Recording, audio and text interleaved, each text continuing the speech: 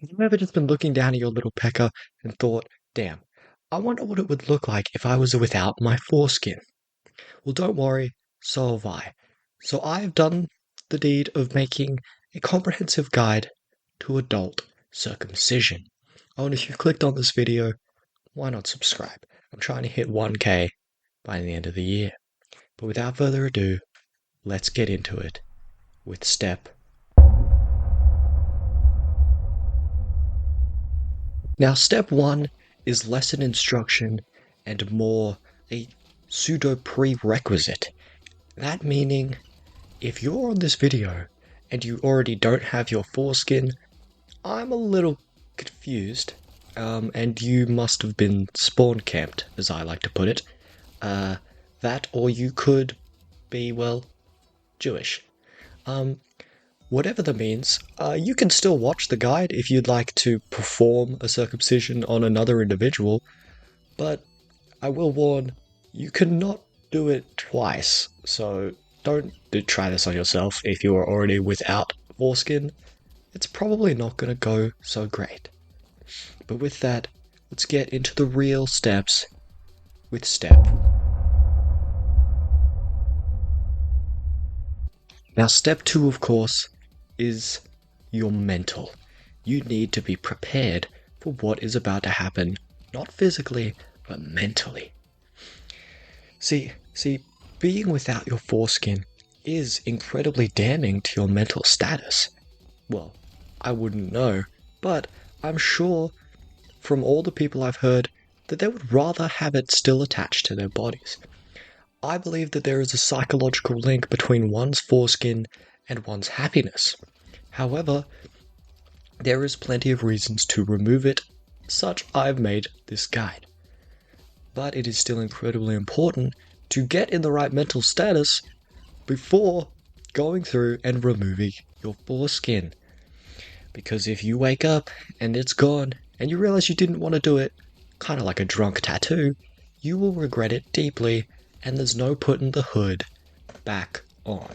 With that being said, let's move on to step 3.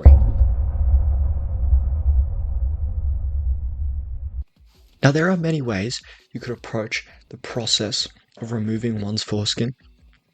I would strongly suggest you go to a doctor.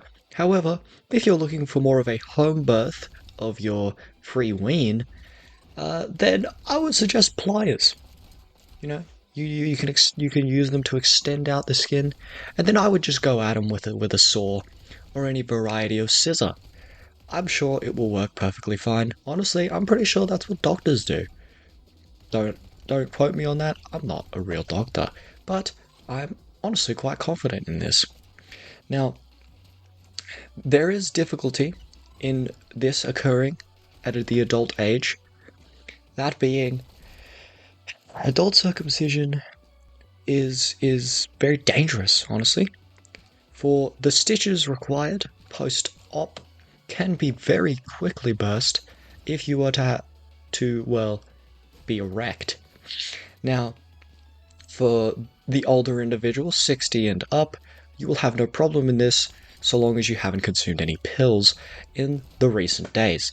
However, for young bucks, I'm sure you'll have quite the trouble when you see a overly curvy stick and happen to get a strange thought. So I would suggest wearing tight underwear, maybe. I'm sure that would help. And make sure you don't watch anything crazy. I don't know. Just don't think about your peeing. Yeah, that'll work. With that being said, on to...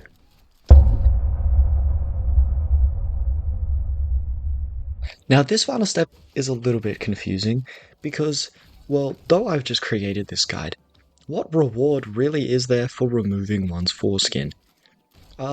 Personally, I don't know. I have been blessed with my beautiful hoodie ever since I was a young boy, of course, and I never hoped to be, just separated from it. Yeah, I think I've grown attached. However, it could be argued that many people prefer the aesthetic qualities of a circumcised penis. So, in that vein, I'm sure many people will enjoy looking at your cock much more than they did before it was circumcised. Uh, why you are showing people your cock? I don't know, but I'm sure it will look amazing. Oh, and just as a disclaimer, if you've accidentally botched your penis following this guide, I carry absolutely no responsibility because this was totally all a joke. This has been Poopy Isaac.